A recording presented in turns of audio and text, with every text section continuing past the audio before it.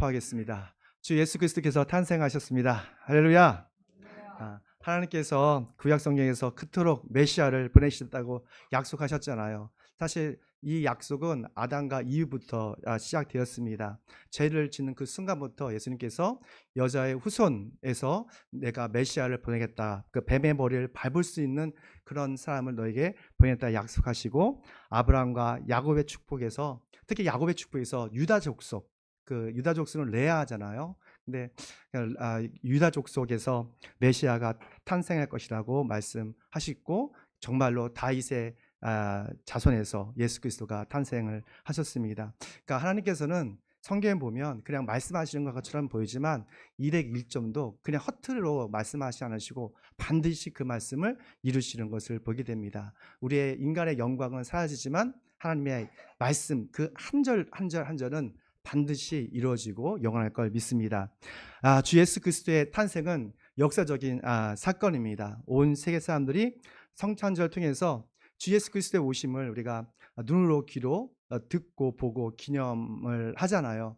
하지만 예수 그리스도를 믿는 우리는 성찬절에 단순히 우리가 우리 자신을 기뻐하고 즐기는 것이 아니라 바로 예수 그리스도를 마음으로 우리가 영접하고 그분과 동행한다는 그런 것을 결단하는 그런 계기가 되었으면 좋겠습니다. 오늘 본문에 보면 세 종류의 등장인물이 나옵니다.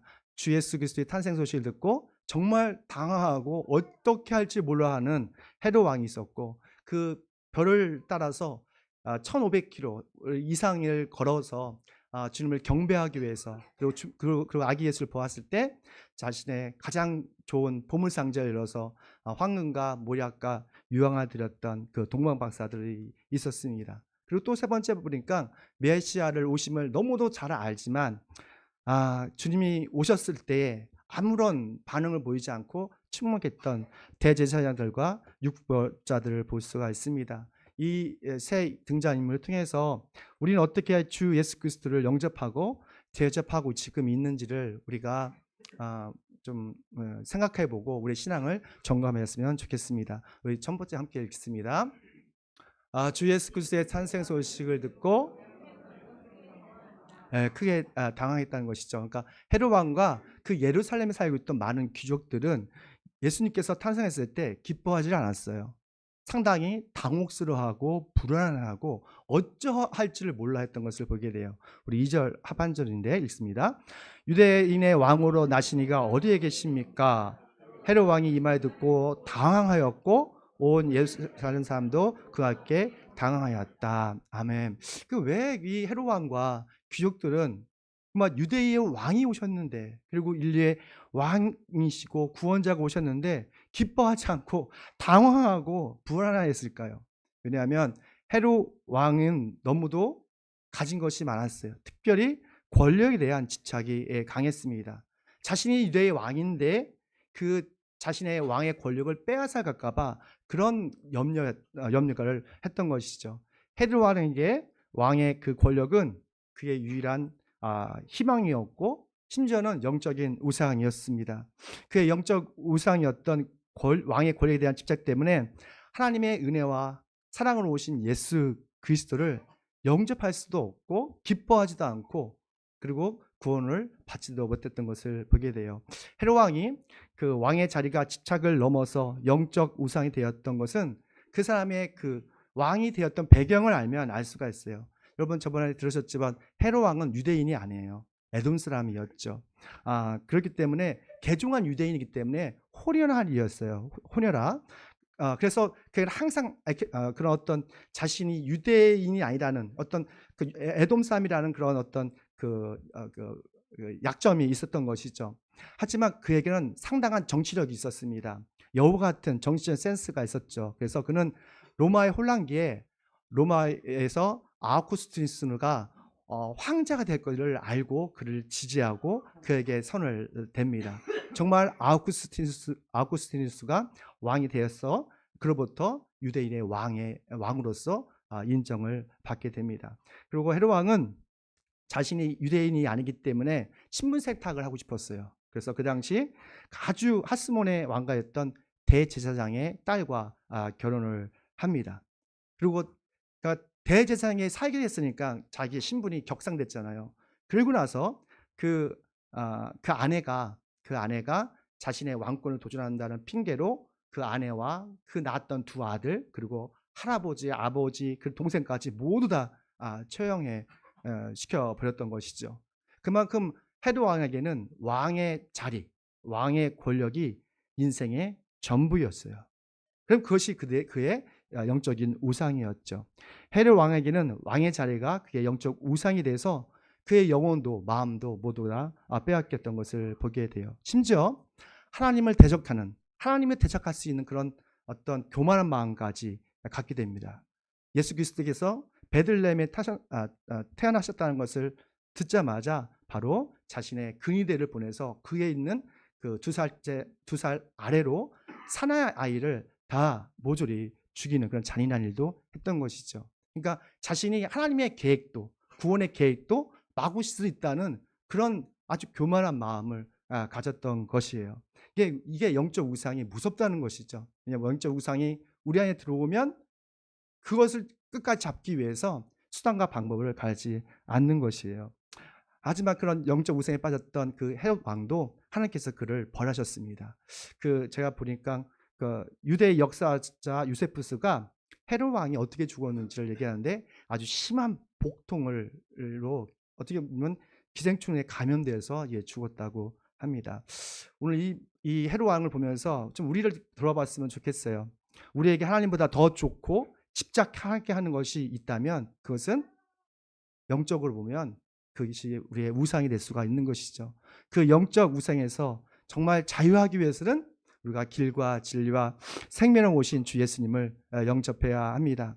오늘 많은 분들이 많이 빠졌는데 왜 빠졌을까 생각해 보면 예수님께 와서 예수님을 환영하고 영접하는 것보다 사실은 육체적인 질병도 있을 수 있지만 사실은 내가 더 좋은 것을 나의 영적 우상에 매었기 때문에 그렇지 않은가라는 걸 생각을 합니다. 오늘 이 시간 우리의 길과 진리와 생명을 오신 주 예수님을 영접하시길 축원합니다.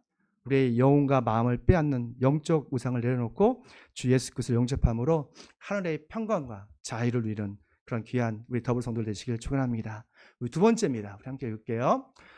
우리 주 예수 그리스도의 선식을 듣고 대제사장은 침묵합니다. 아멘. 그 헤롯 왕은 성경에 대한 지식이 많지 않았던 것 같아요. 그래서 그 동방 박사들에게 물어부터 정말 그 메시아가 왔다고 들었을 때 대제사장들과 그리고 율법 교사들을 다 불러서 메시아가 어디서 태어나냐고 묻습니다. 우리 4절 5절 말씀이죠. 함께 읽습니다.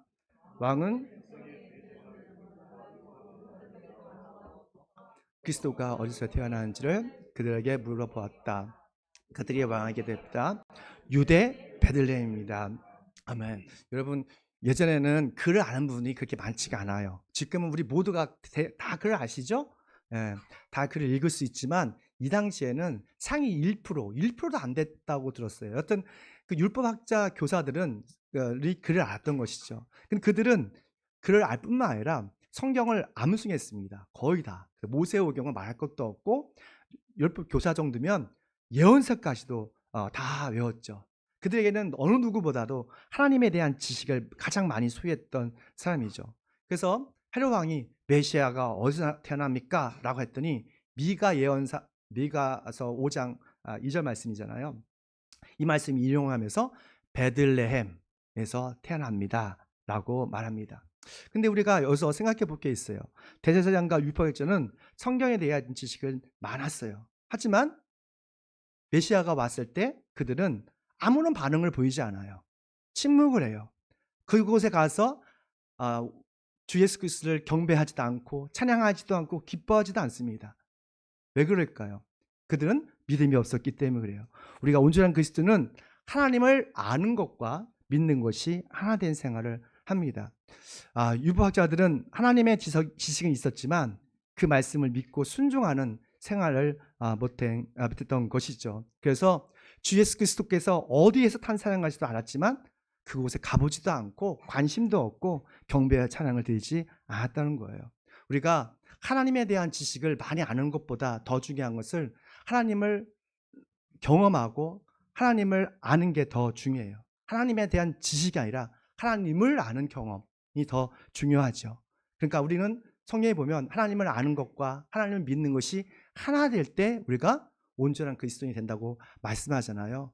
그러니까 율법학자들과 그 대제사장들은 하나님의 지식만 있었지 하나님을 경험하는, 하나님을 아는 그런 것이 없었다는 것이죠. 그리고 철저하게 침묵합니다. 왜 침묵했을까 생각해 봤어요. 아마 그들은 자신의 이익을 아마 저울질했을 것 같아요. 이게 어떤 의미있지? 메시아가 오면 나에게 어떤 유익이 있지? 어떤 불이익이 있지? 아마 저울질했지 않았을까라는 생각을 합니다. 대부분의 사람들이 오늘 성탄절에 주 예수 그리스도께서 세상에 오셨다는 것을 알고 있습니다. 사실 예수님 오신 그날과 그 시간을 정확히는 알 수가 없어요. 정확히는. 그러나 분명한 사실은 우리의 구원자이신 예수 그리스도께서 세상에 오셨다는 거예요. 그리고 그분이 우리의 모든 죄, 현재, 과거, 미래의 죄까지 대속하기 위해서 십자가에 죽으셨다는 거예요. 그리고 여러분을 위롭고 영원하게 하기 위해서 부활하셨다는 겁니다.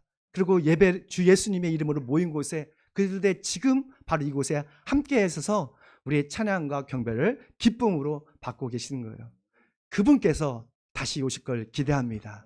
또 우리는 그 주님께로 다시 갈 걸 기대합니다. 이러한 진리를 정말 율법학자에서 아는 것만이 아니라 정말 예수 그리스도를 마음으로 믿고 입술로 신앙 고백을 하길 소망합니다. 그러면 예수님께서 우리의 구원자가 되시고 하나님을 경배하고 찬양하는 특권을 누리게 될 것입니다. 우리 마지막입니다. 우리 함께 읽을게요. 주 예수 그리스도의 탄생 소식을 듣고 동방 박사들은 경배와 헌신을 합니다. 그 헤롯 왕과는 다르게 동방 박사는 제가 이 동방이 어딜까 생각했는데 그 바벨론, 페르시아 이 근처이죠. 그러니까 제가 계산을 해보는데 1,500km 정도가 되는 거리예요. 그 1,500km를 자가용 몰고 온 것이 아니라 그냥 걸어서 온 거예요. 별을 보면서. 우리 11절 말씀 읽습니다. 아기가 그의 어머니 마리와 함께 있는 것을 보고 엎드려서 그에게 경배하였다. 그리고 그들의 보물상자를 열어서 아이에게 황금과 유황과 모략을 예물로 드렸다. 일반적으로 이 동방박사 세 사람이라고 알고 있잖아요. 근데 세 사람이 아니라 사절단에 가깝습니다. 그러니까 동방박사들이 더 정확한 표현이고요. 또 동방박사와 그 주변에 수종드는 사람들도 왔겠죠. 근데 왜 자꾸 세 사람이라면 황금과 유황과 모략 이 세 예물이잖아요. 이 세 예물을 드렸기 때문에 우리가 세 사람이라고 생각을 하는데 좀 고고학적으로 보면 그렇지 않고 그러니까 사절단 정도. 그러니까 많은 사람들이 동방에 있는 사람들이 별을 따라 왔던 것이요. 이 동방박사는 어떤 사람들이었을까요? 제가 말씀을 통해 보니까 다니엘의 영향을 받았던 사람들이라고 볼 수가 있습니다. 이 다니엘이 여러 가지 다니엘이 무시문학인데 여하튼 그때의 다니엘이 바벨론에서 또한 페르시아에서 총리가 됐잖아요. 그리고 점선술가라든지 어떤 그런 천문학자들의 책임자가 되었습니다. 그래서 아마도 다니엘은 그들에게 메시아가 오실 것이다. 수백 년 전이죠. 오실 거라는 것을 그들에게 알려줬을 거예요. 다니엘의 꿈과 환상과 비전과 예언 말씀을 그들에게 가르쳐 줬겠죠. 또 그들은 그것을 받아들고 유대인의 어떤 메시아 사상을 잊지 않고 소망하고 있었던 거예요. 정말로 마침내 수백 년이 지나서 정말 하늘에 별이 탁 뜬 거예요. 다니엘이 말했던 그 별, 메시아 별이 나타난 거예요. 그들은 그 별을 보고 1,500km를 걸어서 배들이랑 함께 잡아서 주 예수 그리스도를 경배를 합니다. 이게 말이 1,500km죠. 여러분 우리가 어제 주일날 오후에 우리 대구 갔다 왔는데 200km 정도 되더라고요. 가는 데 3시간, 오는 데 3시간. 금방 갔다 왔는데 사실 쉽지는 않은 거리였어요. 2시간 40분, 50분 걸리는데. 근데 1,500km를 걸어서 이 별을 보고 왔다는 낮에 움직였을까요? 밤에 움직였을까요?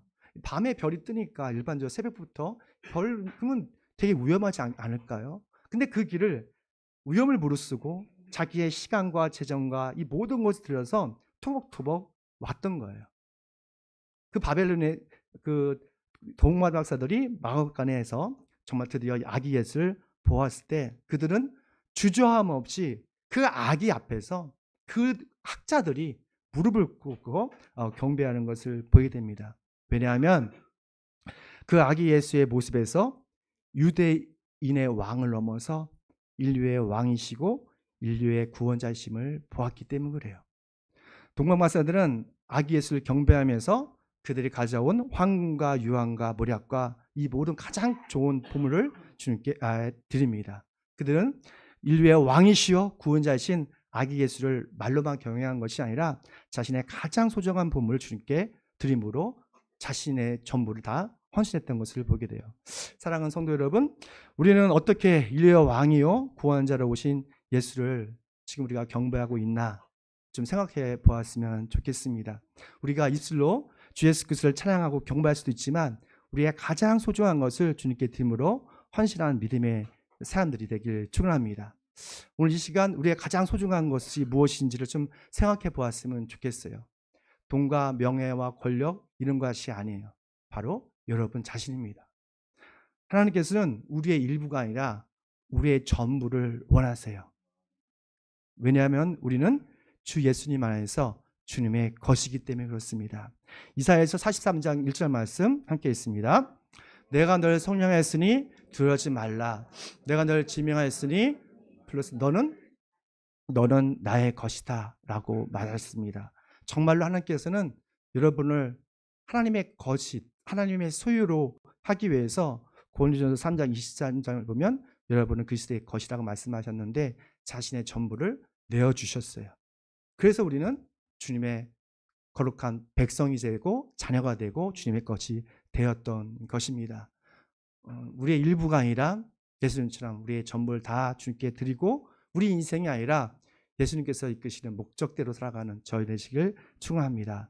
그래서 우리 향하신 하나님의 소망과 평화와 또 이 촛불처럼 기쁨, 사랑, 또 영원한 구원을 오신 예수님을 우리 마음속에 간직하고 날마다 주님과 동행하며 예수님을 영원롭게 하는 참된 예배자 되길